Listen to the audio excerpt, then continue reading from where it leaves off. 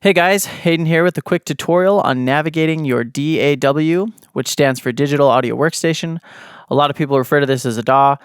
Just an FYI, these tutorials are geared towards dancers to help you make your own dance mix or edit, so we won't be covering anything super fancy or technical, mostly just shortening songs, transitions from one song to the next, different things like that, so we'll just get right to it. So here we're talking about GarageBand, which is a free DAW that is only available on Apple computers. The link to download it is in the description, but chances are if you have an Apple computer or Mac, it is pre-installed on your device. So when opening up GarageBand, you should see this screen, and this is where we can start a new project, or if you already have mixes you're working on, they should show up here in the Recent tab. So I'm just going to click Empty Project, click Choose, and it opens up our editor. This gives you the option to choose an audio track. GarageBand is kind of picky like that. They make you pick an audio before even allowing you to do any edits or anything. So we're just going to click audio and click this microphone here for now. If I click create, that'll create an audio track for me. And there we have it. So this automatically opens a couple windows here that I don't really like to have open all the time. So I'm going to close these out. And the way you do this is clicking this library tab here and this smart controls tab here, and that will close those tabs out. And now we just have our track. So I'm just going to import a couple songs first off. The reason I'm going to do this is one, just to show you how to do that, to get your song in so you can start working on it. And two, because this will make this tutorial visually more understandable, if that makes sense.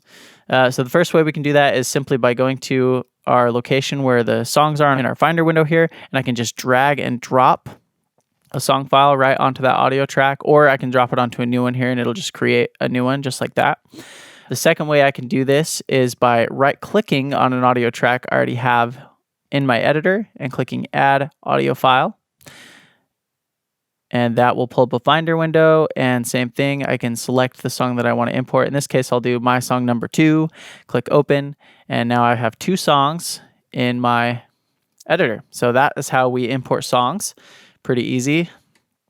And you can also do this same thing with sound effects. So if you have sound effects on your computer as well, like the sound effects boom, I can drag that and there's my sound effect. And these are all kind of layered on top of each other for now. I'm going to delete these because I'm just going to need one track to kind of show this tutorial. So I'll just hit the delete key as I select this track. It'll delete the contents first and then the track. Same thing on this one. Contents first, then the track as I hit delete twice. So we're just going to show you around here. And I'm just going to kind of point out the tools that are more helpful to dancers. I'm going to start here at the top left and just kind of work our way down. So we have these library button. This is one that was open earlier. This just adds quick effects to your track. Not super helpful unless you want to add like an echo or a shine to a song or a sound effect. I do that sometimes, but usually I'll just do this manually, and we'll show you that in a later tutorial. We have our quick help button, which is actually super useful, especially if this is your first time using GarageBand. You can click on this, and what will happen is now anytime I hover over something, it will explain what that tool is. So kind of useful if you're new to this and this is the editor you're going to be using, so you can quickly learn how to do things. And once I'm tired of those little messages popping up all over the place, I can just turn that off again. I've got the Smart Tool tab as well. This is to add effects to your track as well. We'll get to that later. And this is the editor. This is for editing your audio file down here, whatever file is selected, in this case, my song number 2. We'll close that out again as well. You have your transport bar. This is for playback, obviously. So you can play by clicking here, or I can just hit the space bar. So I'll just show you that real quick. So just like that, I can play back, and I can move this cursor actually and play back wherever this cursor is. That's where it will start. So if I wanted to say, oh, this looks like maybe this is where the verse starts, I can hover over there, click play. And there you go. And then we have our LCD up here. This just displays the bars and beats. This is customizable. I like the beats and time because I like to see where I'm at seconds-wise on my mix, so I can know how long my edit's going to be. So I'll change it to that. Here we have our tuner, which isn't useful. We have our count in and our metronome. I usually turn off the metronome because it gets a little annoying. And then the count in, you won't have to use either. So I just turn those off. This is your master volume fader. I would never touch this. And you'll kind of learn why as you watch these tutorials. But essentially, this should just stay at 0. You don't really want to mess with your overall mix. We have our notepad here. This is to take notes. I never really use this, but you might if you want to, kind of track your changes or something. You have your loop browser. This is really handy, especially if you're wanting to add sound effects. So if I go into this loop browser, you'll see I can kind of filter out. If I go to instrument and sound effects here, this is super handy if I want to just like add a alarm clock bell. Or there's boomer effects, kind of like the one I imported myself, but these are some of the built-in ones in GarageBand. So as you can see, some really helpful sound effects, and there's hundreds of these. Really cool. And our media browser is just another way to pull in files if you don't want to just drag and drop or use the file import tool. And then we have our track over here. So this is to add track. So if you need to add another audio track here, I can click create and it will add another track. It automatically opens up those windows again, so that's kind of annoying. So I'll turn those off and delete this track, which I just created. We have this catch playhead tool. And what this does is basically when my playhead goes outside of the screen, it'll follow along, and you'll see that here. Watch when I hit play. So that's kind of cool, so you don't get lost. This will always be on your screen if you have that on. So I'm going to leave that on. You have mute, which mutes the track and leaves any other tracks that you have on. And then you have solo, which will solo this track and mute any other tracks that you have in your project. And we have sum to mono, which you don't have to worry about here. If I wanted to rename this, I can double click as well and name this to my song. Wow, if I can type here, my song number 1. And then you have your pan tool, which pans the left and right. This just moves your mix from the left headphone to the right headphone, but I'm just going to keep that centered.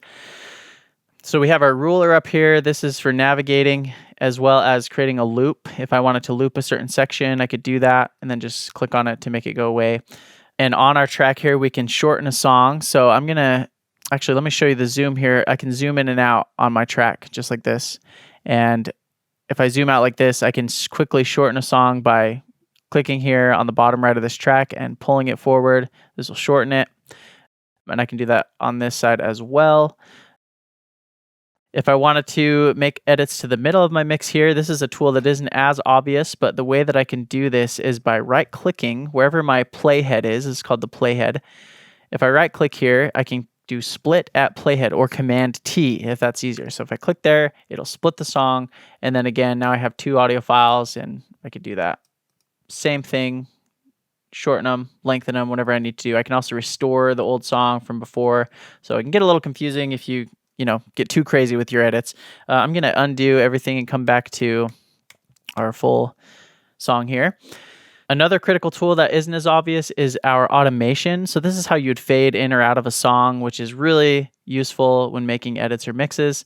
And the way that I do this is go to mix here and show automation, or I can just click A on my keyboard. And there it is. And that way I can fade in or out of my song. The way I do this is click on here, and then I can add these points on the mix. And let's say I wanted to fade out right here, I could just bring this point down, and this is the volume. So the volume's at a normal level, and then once it gets here, it'll fade down into nothing. I'll show you that so you can see how that works. If I hit play here, I can also use spacebar to play. So I'll hit spacebar here.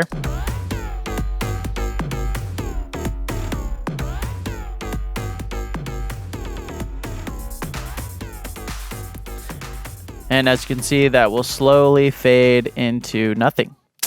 All right.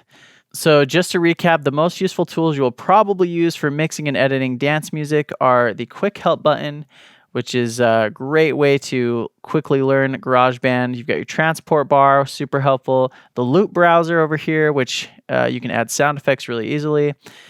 You have your show automation to add fades. And then if I turn off automation by hitting A on my keyboard, I can right-click anywhere on my mix and split at playhead to shorten a song.